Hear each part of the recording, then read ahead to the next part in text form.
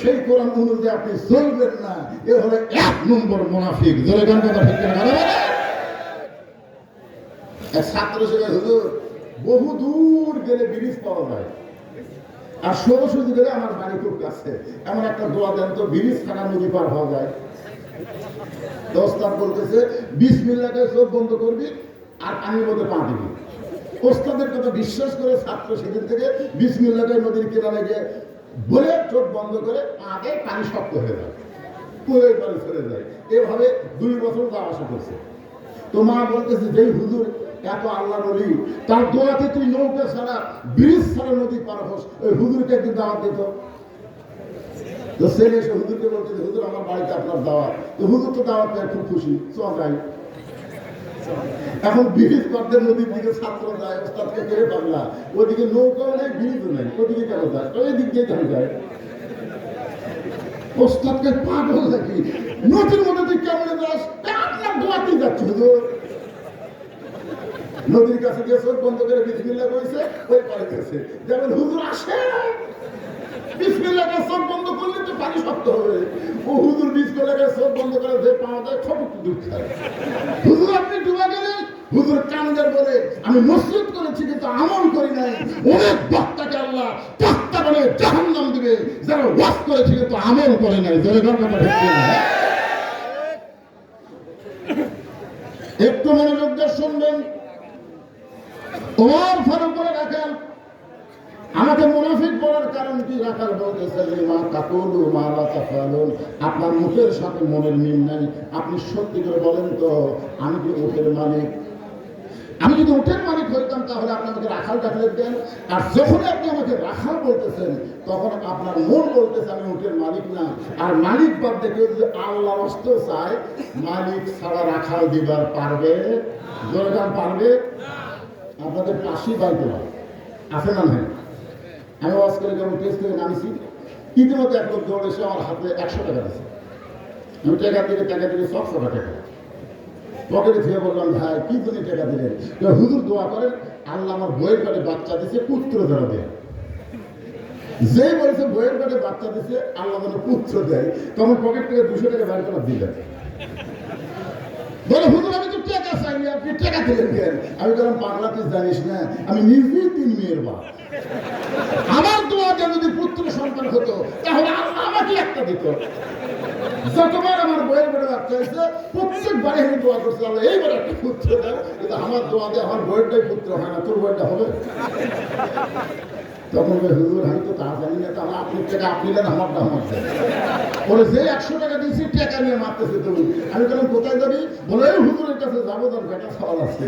আমি বললাম কোনো হুজুরের কাছে না, কোনো পীরের কাছে না, কোনো বাবার কাছে না, বাবার যদি চাও মালিকের কাছে চাও। ধরে কার কথা ঠিক না? ওমর ফারুক বললেন রাখাল সত্যি যদি উঠে 1 পেয়ালা দুধ চাও তাহলে এখান থেকে মালিকের বাড়ি 10 মাইল দূরে, ওই মালিকের বাড়ির দরজা দিয়ে বলো মালিক তোমার রাখাল ওটার দম্ব চড়াই, তুমি মালিক যদি হুকুম দাও তাহলে রাখাল আল্লাহর হস্তে উঠে 1 পেয়ালা দুধ দিবে। ওমর ফারুক বলে রাখাল ভাই এত কষ্ট করে 10 মাইল দূরে তোমার মালিকের বাড়ি যাওয়ার দরকার হয় না, বরং তোমাকে আমি 2টা টাকা দিলাম, এই 2টা দিরহামের বিনিময়ে তুমি উটের 1 পেয়ালা দুধ দাও। রাখাল মুসকে মুসকে হাসার বলে ঠিক তুমি হযরত উমরকে চিনো? তুমি হযরত উমরকে চিনো? যে উমর আল্লাহর কোরআন দিয়ে রাষ্ট্র চালায়। সুবহানাল্লাহ বলেন। সে উমরের গুপ্ত বাহিনী যদি দূর থেকে দেখতে পাই তুমি আমার 2 টাকা ঘুষ দিছো আর আমার মালিক বাদ দিয়ে তোমাকে উঠে 1 পেয়ালা দুধ দিলাম, তাহলে তোমাকেও ধরবে আমাকেও ধরবে, এই বুড়া বয়সে তুমি ধরা খাবা? ওমর ফারুক বলে রাখাল তাহলে চলো পাহাড়ের গুহার মধ্যে যাই, এই গুহার মধ্যে গিয়ে তোমাকে গোপনে 2 টাকা দেব আর তুমি উঠে 1 পেয়ালা দুধ দিবে। উমরের গুপ্ত বাহিনী ধরতে পারবে না, তোমার মালিকও জানতে পারবো না। রাখাল চিল্লায় বলে তুমি ভণ্ড, তুমি ভণ্ড। ওমর ফারুক বলে রাখাল আমার মধ্যে ভণ্ডামির কি দেখলাম? রাখাল চোখের পানি নিয়ে বলে পথিক রে, উমরের গুপ্ত বাহিনী ধরতে পারবে না, আমার মালিকও জানতে পারবে না, কিন্তু পাহাড়ের গুহার মধ্যে দেওয়া না করলে রাখালের মালিক আল্লাহ সব দেখতে পায়।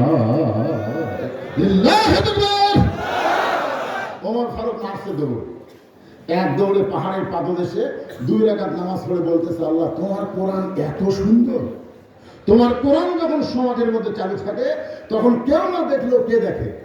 আরো জোরে বলেন। আমাদের বাংলাদেশে কেউ না দেখলো আল্লাহ দেখে, এই বিশ্বাস যদি কলেজের মধ্যে থাকতো, বাংলার কোন মুসলমান কোন অপকর্ম করতে পারতো না। ওমর ফারুক বলতেছে, আল্লাহ তোমার কোরআন এত সুন্দর, আমি আজকে বাস্তব কোরআন রাখালের মধ্যে দেখেছি। রাখাল চলতেছে আল্লাহর কোরআন অনুযায়ী। কেউ না দেখলেও কে দেখে? রাখাল ওমর ফারুকের পিছনে বলতেছে, ভাই যতই কান্দ তোমাকে আমি উটের দুধ দিতে পারলাম না। ওমর ফারুক বলে, রাখাল উটের দুধের কোনো দরকার নাই, বরং তোমার কাছে জানতে চাই তুমি না দেখা আল্লাহকে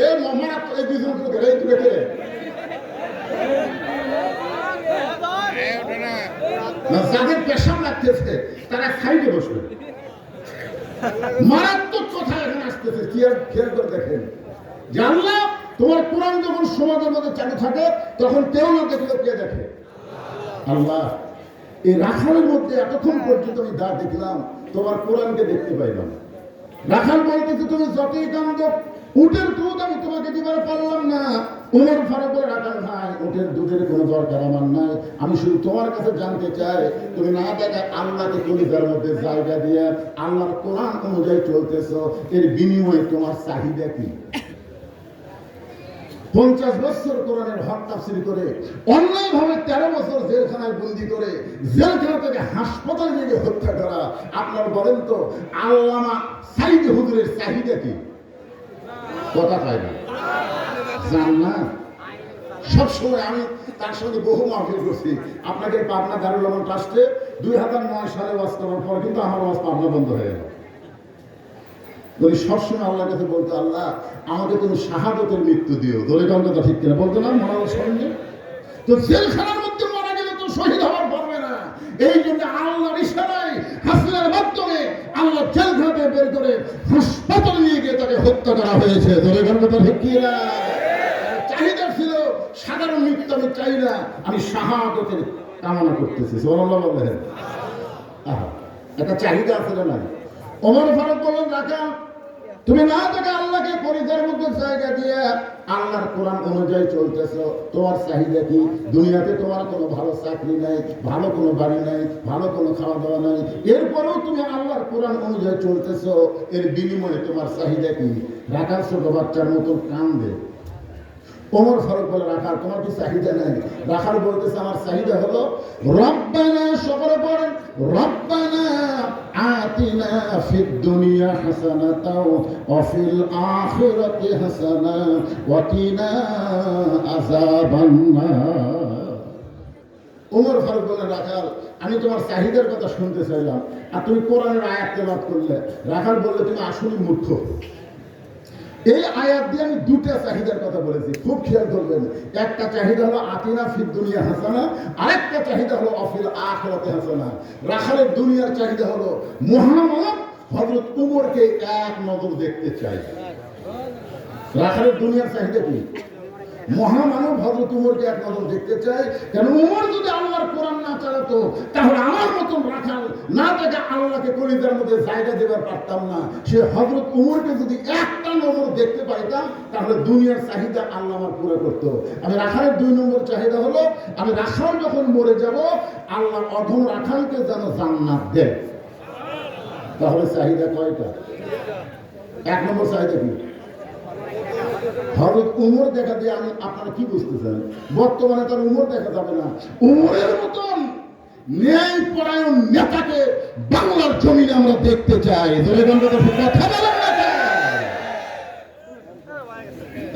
কাদের মতন নেতা দেখবেন? খুব খেয়াল করবেন। আমরা দেখেছিলাম শহীদ জিয়াকে, আগামীতে এইরকম ভালো নেতা দেখার দরকার আছে না নাই? জোরে কেন আছে? কথা বলে। রাখাল বলতেছে, আমার 1 নম্বর চাহিদা হলো আমি তোমাকে এক নজর দেখতে চাই। আমার 2 নম্বর চাহিদা হলো আমি মরার পরে আল্লাহ অধম রাখালকে যেন জান্নাত দেয়। সঙ্গে সঙ্গে ওমর ফারুক দৌড়ে গিয়ে রাখালের হাতটা একদম খপ্প ধরছে, আমার দিকে তাকিয়ে দেখেন, ধরে 3 বার চুমা খাচ্ছে। রাখাল বলে, পাগল নাকি আমার ঘামা হাতে চুমা খেলা? ওমর ফারুক বলে, রাখাল ভাই তোমার 2 নম্বর চাহিদা আল্লাহ পুরো করছে, মরার সঙ্গে সঙ্গে আল্লাহ তোমাকে জান্নাত দিয়ে দিবে। আপনারা সুবহানাল্লাহ করেন, কিন্তু রাখাল সুবহানাল্লাহ হয় না। ওমর ফারুক বলে, রাখাল মরার সঙ্গে সঙ্গে আল্লাহ তোমাকে জান্নাত দিবে, রাখার সুবহানাল্লাহ পায় না। আমি তোকে বলতেছি মরার সাথে সাথে আল্লাহ তোকে জান্নাত দিবে, রাখার সুবহানাল্লাহ পায় না। ওমর ফারুক আল্লাহর কোরআন তেলাওয়াত করলেন, আল্লাহর কোরআন তেলাওয়াত করে বলতেছেন, ইন্নাল্লাযীনা ক্বালু রাব্বুনাল্লাহু সুম্মা ইসতাকামু তাতানাজ্জালু আলাইহিমুল মালায়েকা আল্লা তাখাফু ওয়া লা তাহজানু ওয়া আবশিরু বিল জান্নাহ। এরপরও রাখার সুবহানাল্লাহ হয় না। ওমর ফারুক বলে কেন রাখালে মরার সঙ্গে সঙ্গে আল্লাহ তাআলা জান্নাত দেবে, কোরআন শরীফ তেলাওয়াত করে কইলাম, এরপরে তো সুবহানাল্লাহ কইছ না কেন? রাখাল বলে ঠিক, মরার পর আল্লাহ জান্নাত দিবে, এই বাকি কথা ভালোই বলতেছো, কিন্তু হযরত উমরকে এক নজর দেখা যাবে, এই কথা বলতে তোমার কোন জায়গার বাজার? আপনার বলেন তো বাকি ওয়াজ করা সহজ না কঠিন? আমি যদি বলি টাকা দিল 10, ভেস্ত বসা 10, টাকা দিল 20, আল্লাহ ভেস্ত দিয়ে 20, আপনার বলেন তো এইগুলো কি নগদ না বাকি? সারা জীবন ঘুষ খাচ্ছে, ওই ঘুষের 10,000 টাকা দিচ্ছে, বক্তা না বুঝে লিল্লাহি তাকবীর দিয়ে ওর 14 গোষ্ঠীর জান্নাতে পাঠাচ্ছে, আর একটা অটো ভ্যান চালক সারাদিন ভ্যান চালাইছে, রক্ত পানি করে ভ্যান চালায় 20 টাকা দিচ্ছে, ওর দিকে বক্তা খেয়ে নিলেন। আপনি জানেন কার টাকায় জান্নাত পাবে? আপনি জানেন? ঠিক আছে, মরে গেলে জান্নাত, এ কথা সবাই বলতে পারে। রাখাল বলে প্রতীক, আমি মরে গেলে আল্লাহ জান্নাত দিবে, এই বাকি কথা আমি শুনে সুবহানাল্লাহ বলেন। আমি হযরত ওমরকে এক নজরে দেখবো, এই নগদ কথা বলতে তোমার কোন জায়গায় বাজে? ওমর ফারুক চমকে উঠছে। চমকাটার কারণ হলো আমি যে ওমর, এই মনোযোগ দিয়ে শোনেন। ওমর ফারুক চিন্তা করে আমি যে ওমর, এই কথা রাখালকে কেমনে বলবো? যে রাখাল আমাকে তওবা পড়াছে, যেরকম কি পড়াছে, যে রাখাল আমাকে মুনাফিক করেছে, যে রাখাল আমাকে ভণ্ড করেছে, এখন যদি বলে আমি ওমর, বলাও সারা, রাখাল হাতছেন করে মরাও সারা। যদি ওমর বলে ভাই শোন, তুই যে ওমরকে দেখতে পাচ্ছেন হানি গে, এই কথা শোনার পর রাখাল কি জন্য? কারণ তওবা পড়াছে, যেরকম কি পড়াছে, মুনাফিক করেছে, ভণ্ড করেছে। ওমর ফারুক চিন্তা করে গেলেন, এখন কি করি? এমন সময় আল্লাহর কোরআন সব সমস্যার সমাধান, বিশ্বাস হচ্ছে না তো? সব সমস্যার সমাধান আল কোরআনের আলো, সব জায়গায় করবে, ঘরটা বাদ দেন তো, সব জায়গায় আল কোরআনের আলো, কোরআন হাদিস যেখানে, দুনিয়ার মুসলমান লিল্লাহি তাকবীর। রাত 12:15 বাজতেছে, আর আপনাদের চেহারা দেখে মনে হচ্ছে কেবল রাত 10টা বাজতেছে। আল্লাহর কোরআনের পাওয়ার আছে না নাই? জোরে বলেন। ওমর ফারুক চিন্তা করে গেলেন, এখন কি করবো? এমন সময় আল্লাহর কোরআন বলতেছেন, উদউ ইলা সাবিলি রাব্বিকা বিল হিকমাহ। ওমর ডাইরেক্ট বলিস না, তুই ওমর, এটা ডাইরেক্ট বলিস না।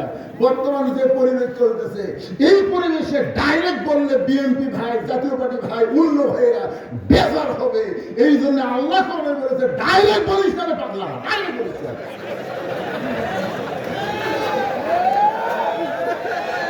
আমি ওমর, শোনেন, আমি ওমর, এটা তো বলা মাত্র রাখার বেরোস হয়ে যাবে। ধরে কার কথা ঠিক তো আল্লাহ সহজ পথ দেয়নি, ডাইরেক্ট মানানো দিলেন। আল্লাহ বলতেছেন, ও তো ইলা সাবিলি রাব্বিকা বিল হিকমা, হিকমতের মার্গ দাও, হিকমত কৌশল করে বলো। ওমর ফারুক বললেন, রাখাল সত্যি যদি ওমরকে দেখতে চাও, তাহলে ফজরের নামাজ তোমাকে সামনে কাতারে আদায় করা লাগবে। ফজরের নামাজ যদি সামনে কাতারে আদায় করো, মেহরাবের মধ্যে লক্ষ্য করে দেখবা, যেই মানুষটা ইমামতি করতেছে ওই মানুষটি হলেন হযরত ওমর। কি বুঝলে? আল্লাহর কোরআন যখন রাষ্ট্র চলবে, কারণ নেতাগিরি করলে হবে না, মসজিদে ইমামতি করাও লাগবে। ধরে কোন কথা সত্যি হবে।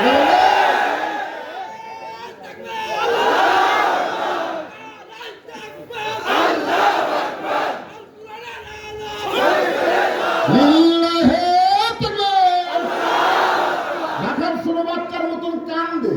ওমর ফারুক বলে, রাখা যদি ওমরকে দেখতে চাও, তাহলে ফজরের নামাজ সামনে কাতারে আদায় করা লাগবে। মেহরাবের দিকে লক্ষ্য করলে দেখবা মানুষকে ইমামতি করতেছে, সেই মানুষটি হলো হযরত উমর। কান্দ কেন? রাখাল বলতেছে কান্দার কারণ হলো আমি বারান্দাত নামাজ পড়ি।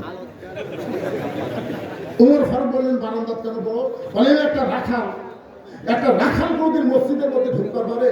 মসজিদের মধ্যে নবীর দামি দামি সাহাবী আছে, আর দামি দামি সাহাবীর মধ্যে রাখাল কেমনে যায়? ওমর ফারুক বললেন তুমি কম দামি, আর ভিতরে যারা নামাজ পড়ে তারা দামি। এই বুঝটা তোমাকে দিল কে? আজকে আমি চেয়ারে বসে আছি, আমি দামি, আর আপনারা খেরত বসে আছেন, আপনারা কম দামি। এই বুঝটা আপনাকে দিল কে?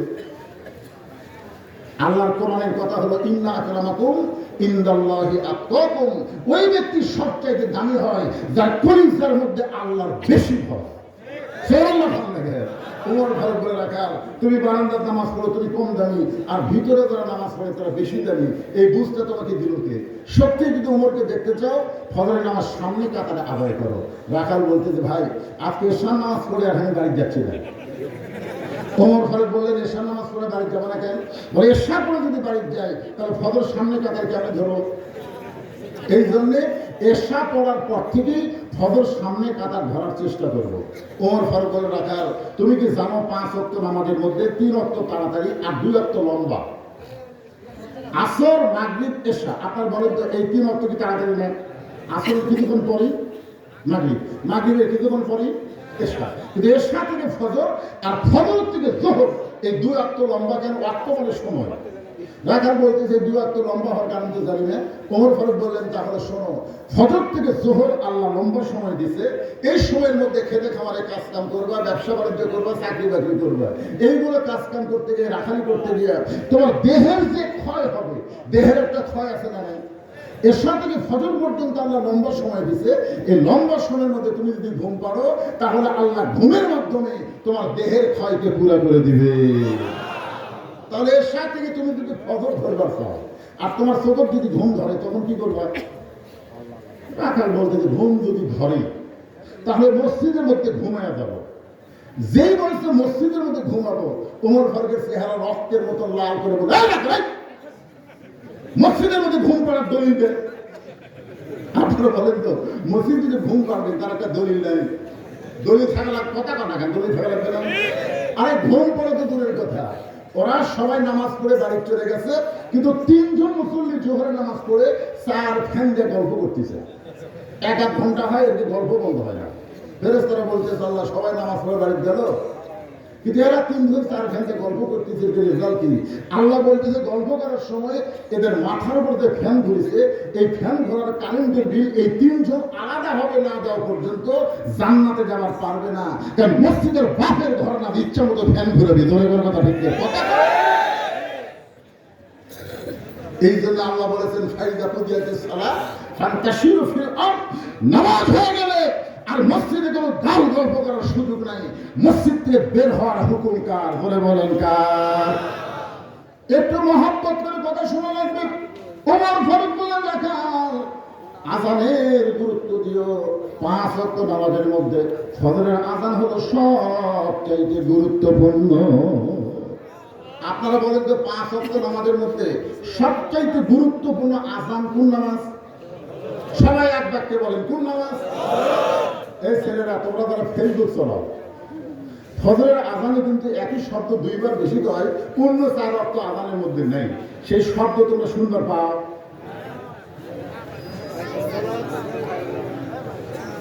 এই যুবকদের আমি বলতেছি শুনবার পাও, কিন্তু চেতন পাও না।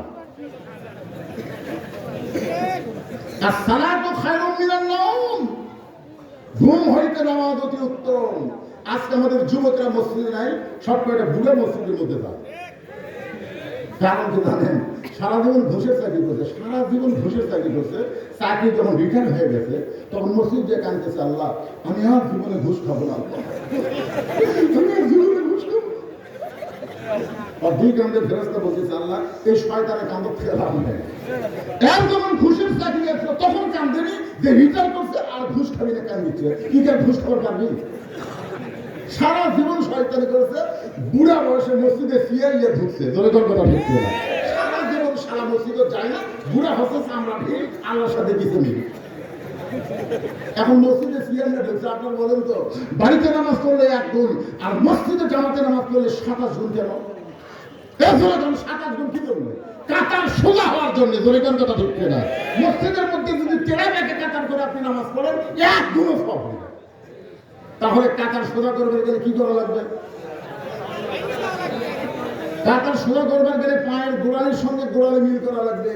যেই বেটা সিয়ারে হচ্ছে আর গোড়ালি কুটি। আপনারা বলেন তো এই লোকটাকে হেঁটে হেঁটে মসজিদ আইছে না খাটমিট করে নিয়ে আসা লাগছে? তুমি হেঁটে হেঁটে যদি মসজিদে আসো সিয়ার বসলে দেন। এই জন্য 1 নম্বর কাতারে, 2 নম্বর কাতারে, 3 নম্বর কাতারে, 4 নম্বর কাতারে যদি কোনো সিয়ার আপনার দেখতে পান, 4 জন মুসল্লি যাবেন, 4 পাও ধরে অকান্দ ধরবে, অকান্দ দিয়ে বারান্দা থুয়ে তারপরে যে কাতার সোজা করবেন। এইভাবে যদি সিয়ার পার্টি করো একবারে বের করে বারান্দা যাওয়া যায়, বাংলাদেশের কোনো মসজিদে আর সিয়ার ঢোকার সাহস পড়ে না। বলে কথা ঠিক নামাজের ভিতরে বাহিরে কয় ফরজ?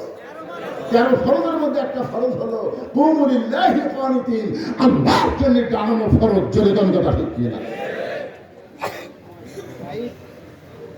রাইট? আপনাদের থানা বাঁচিয়েন নাই 7-8 টাকা একটা টাকা দেবে না। যদি কোনো ব্যক্তি বলে হুজুর সিয়ার ছাড়া আমি নামাজ পড়বার পারি না, তোমার জামাতে পড়ো না, তুমি বাড়ি পড়ো, লা ইউকাল্লিফুল্লাহু নাফসান ইল্লা উসআহা, আল্লাহ বলেছেন তোমার কষ্ট হবে, এমন কিছু আমি আল্লাহ তোমাকে চাপায় দেই নাই। সরকারি চাকরি করেছো, এখন বুড়া বয়সে তুমি বসে বসে সরকারি বেতন খাও, তোমার চাকরি করা লাগবে না। ধরে কোন কথা ঠিক কিনা? যৌবন বয়সে যারা নামাজ আদায় করেছো, বুড়া বয়সে তোমার জামাতে নামাজ পড়া লাগবে না। তুমি যেখানে নামাজ পড়বা আল্লাহ পেনশনের সওয়াব দিবার পারে কি পারে না? ধরে কোন পারে কি পারে না? যৌবন বয়সে 8টা গুলি মেরে বুড়া বয়সে সিএল দিয়ে যারা একটু জামাতের সওয়াব বেশি পাবে, এই সওয়াব থেকে তাদেরকে তুমি মাহরুম করতেছো। ওমর ফারুক বললেন আযানের গুরুত্ব দিয়ে সবচাইতে গুরুত্বপূর্ণ আযান হলো ফজরের আযান। আসসালাতু খায়রুম মিনান নাওম। এতদিন রাখাল নামাজ পড়ছে কোথায়? জোরে বলেন কোথায়? এটা আজকে পড়বে মসজিদের ভিতরে সামনে কাটা। নিয়ত হলো হযরত ওমরকে এক নজর দেখা। এখন আপনারা বলেন রাখাল মসজিদের মধ্যে ঢুকতেছে, তার ইচ্ছা মতো ঢুকতে হবে? তার ইচ্ছা। আল্লাহর ইচ্ছা মতো ঢুকতে গেলে কোন পায়ে? সবাই একটু জবান খুলে বলেন কোন পায়ে? শুধু ডান পায়ে ঢুকলে হবে না, জবান খুলে একটা দোয়াও পড়া লাগবে। এই দোয়া সম্পর্কে আপনারা জানেন কি দোয়া? আল্লাহুম্মা আফতাহলি আবওয়াব রাহমাতিক। রাখাল এই দোয়াটা পড়ে মসজিদের মধ্যে ঢুকে সামনে কাতারে যাবার চায়, প্রত্যেকটা সাহাবী নড়ে সরে রাখালকে যাওয়ার রাস্তা করে দেয়। রাখাল বলে আল্লাহ রে, বারান্দার থেকে এতদিন কি ভাবলেন, আজকে ভিতরে ঢুকে আমি কি দেখতেছি? ভিতরে ঢুকে দেখতেছি আমিও যা এরাও তাই। এটা ভিতরে না ঢুকলে বোঝা যাবে না। যারা ইসলামের বারান্দায় আছে যারা কিছুই বুঝবে না, উদখুলু ফিস সিলমি কাফা, পুরোপুরি ইসলামের মধ্যে ঢোকা লাগবে। জোরে জোরে কথা বলতে। এখন সামনে কাতারে এসপি সাহেব দাঁড়ায় দেখে একটা মুসল্লি হলে কাতার পুরো হবে, কিন্তু একজনই নেই। এসপি কয়েকজনের একটা মুসল্লি নাই। তাকায় দেখে দরজার চৌকিদার খাড়া হয়ে আসছে। এসপি ডাকতে চায়, চৌকিদার বলে না স্যার আপনি এসপি, আমি চৌকিদার। এসপি বলতে সেটা বেড়ার কথা। মসজিদ থেকে যখন বার হবো তখন আমি এসপি, তুই চৌকিদার, কিন্তু ভিতরের কথা অন্যটা। চৌকিদার ভয় আসলে যায় না, এসপি নিজে টাকা ছেড়ে দেয়, চৌকিদার হাত ধরে টানতে দেখে তখন ভিতরে যাওয়া হাত ধরে টানে দিয়ে গেছে সামনে কাতারে। আমার পায়ের গোড়ালির সঙ্গে গোড়ালি মিল করে খাওয়া হয়। চৌকিদার বলছে স্যার আপনার পায়ের গোড়া কিন্তু তেলতলা, আমারটা ফাটা। এখন ফাটা তেলতলা একত্র হয়ে যদি কিছু হয়, এসপি বলতেছে আমরা দুই ভাই তেলতলা ফাটা একসঙ্গে করে কাটার সোজা করতে চাই। চৌকিদার কামদারকে আল্লাহ রে, ভিতরে এত শান্তি, এটা বাইরে থেকে বোঝা যায় না। ভিতরে চৌকিদার এসপি এক কাতার হয়, আওয়ামী লীগ বিএনপি জাতীয় পার্টি জামাত তাবলীগ এক কাতার হয়। ধরে কোন কথা ঠিক না? আর বাইরে 40 দল খালি বের হলি। আমার চিনিস তুই কি? আমার এলাকাতে এক নেতা হুমকি মারছে, আমার চিনিস আগামীকাল সকাল 10টায় তোর হাত পা ভাঙ্গে সোজা করে দেবো রে। লোকটা দেখে এই তো এক দল ক্ষমতা কথা পারে, যে হুমকি দিল বগুড়ার কথা বলতেছি। বগুড়া হলো বিএনপির ঘাঁটি, কিন্তু এই 15.5 বছর আওয়ামী লীগ তার কষ্ট দিতে ভাই।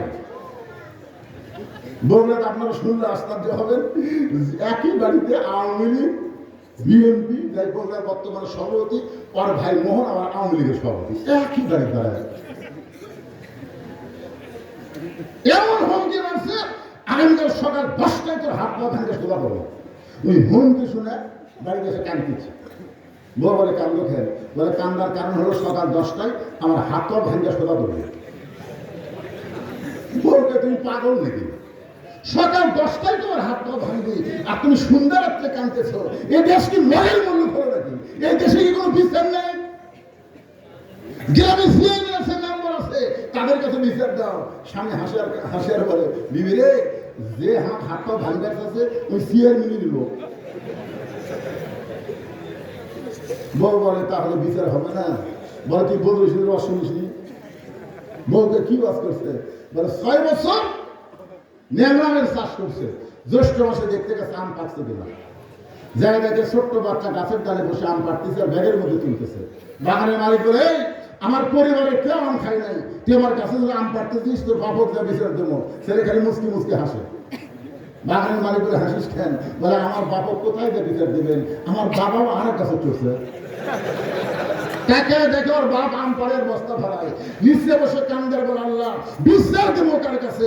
বেটা ওসর, বাপে ওসর, 15.5 বছর আমাদের বিচার দেওয়ার জায়গা ছিল না। ধরে কথা হচ্ছে দেশের সমস্ত টাকা মারে ওরা বিদেশে বাড়ি করতেছে। আমাদের সিংহের একটা পলক ভাই, বুড়ে বেলার সাথে তখন লিয়ে যায়, বুঝলেন? সিংহরা আপনার নাম শোনেন নেই? সিংহের একটা পলক, জনায়েত আহমদ পলক, একজন বুড়াদের সাথে লিয়ে যায়। আমি তখন বলি, ফান্দে পড়িয়া পলক কান্দে রে। কারণ বুড়ারা দেখতে তো আমাদের জীবন শেষ। এই বুড়া বয়সে জেলে থাকলে আর কোনো সমস্যা নেই, কিন্তু ওই পলক চিন্তা করে গেছে। আর বউ কিন্তু কেনারা সেই মজা মারতেছে।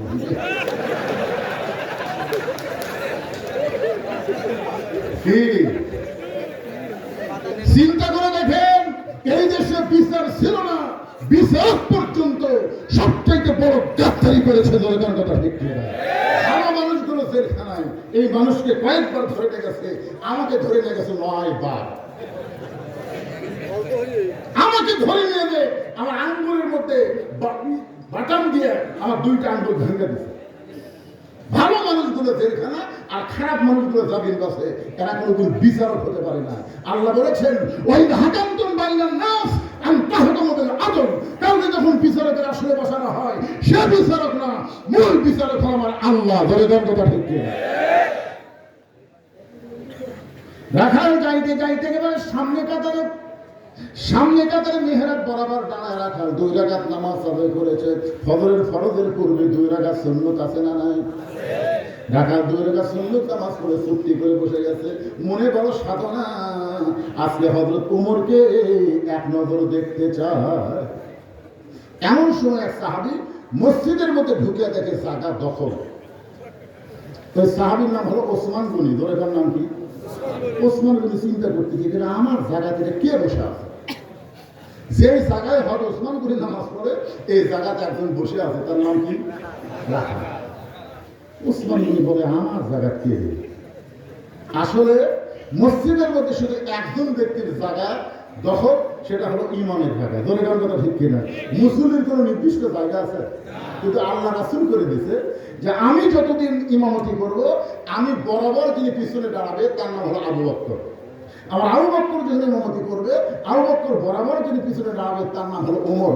আমার ওমর যখন ইমামতি করবে, ওমর বরাবর যিনি পিছনে দাঁড়াবে তার নাম হলো ওসমান। ওসমান যখন ইমামতি করবে, ওসমান বরাবর যিনি পিছনে দাঁড়াবে তার নাম হলো আলী।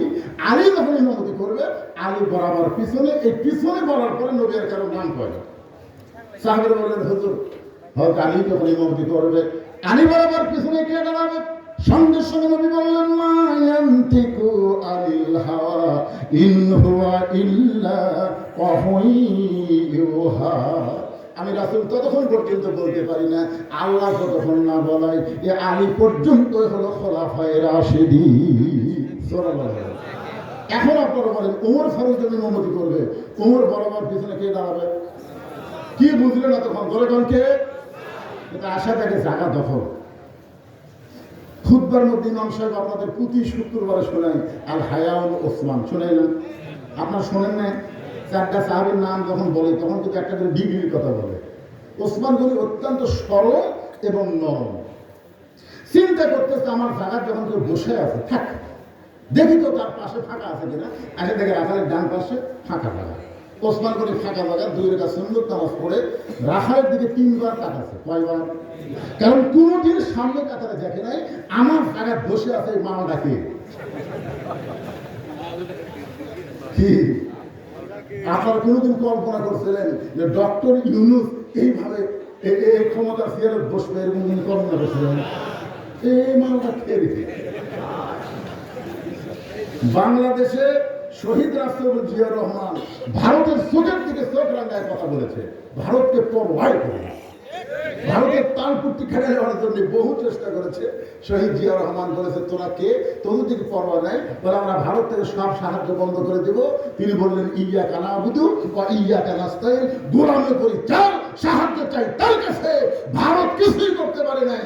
আর একটা বুড়া বয়সে আমাদের ডক্টর ইউনূস, ধরে কোন কথা ঠিক কি না? কিন্তু দিন দিন অন্যরকম হয়ে যাচ্ছে। আমি গত বছর ওয়াজ করছি, ইউনূস নবীরে খাইল মাছেতে গিলিয়া, ফেরেশতা পাঠাইলেন আল্লাহ ইসমে আজম দিয়া, দমে দমে সে হরদম পড়ে সে ইসমে আজম, মাছেরই উদর হইতে বাঁচাইল প্রাণ। সবাই বলেন আল্লাহু আল্লাহু, তুমি জানলে জালালুহু, শেষ করা তো যাই না গে তোমার গুণগান। ওসমান গনি কয়বার তাকাছে? একটা মূর্খ মানুষের দিকে যদি বারবার তাকায়, আপনারা বলেন তো খুশি হবে না রাগ করবে? আপনাদের এলাকায় রাস্তা যখন ভ্যানালা ভ্যানিয়ে যায় তখন আপনি একবার টাকা দেখেন। আমার গাড়ির সাথে এক ভ্যানালার হুক বেঁধে দেবে, অটো ভ্যান পাই ব্যাটারি পাই, বুঝলেন? এরা মানে পাইলট হয়ে গেছে। একটা রাস্তা থেকে ওঠার সময় দেখা লাগবে না একটা গাড়ি আসতেছে না। আমার ড্রাইভারকে আমি বলে দিচ্ছি, ভাই কোনো ভ্যান চালক যদি রাস্তা দিয়ে আসে 3 মাটির টাকা নামাবে। একটা ভ্যানালার হুক আমার গাড়ির সাথে বডির সাথে বেঁধে গেল। আমি খালি গ্লাস নামে তাকাছি, হুজুর কি গাড়ি চলে বেড়ান, ভ্যানালা পছন্দ হয় না। আমি কিছুই বলিনি, খালি তাকাছি। উনি তো আমার দিল ভাই। আমি বললাম পুরো কিছু দরকার নেই, ড্রাইভার বললাম দিস। আপনার বলেন তো আমার দিকে যদি আপনার সারা রাত টাকা থাকেন আমি কি রাগ করবো? আমার ভাইয়ের দিকে আপনার সারা রাত টাকা থাকেন রাগ করবে? কিন্তু ভ্যানালার দিকে একবার টাকা আমি ফেলে দেবেন। 3-3 বার ওসমান গনি সেই মাত্র তাকাইছে।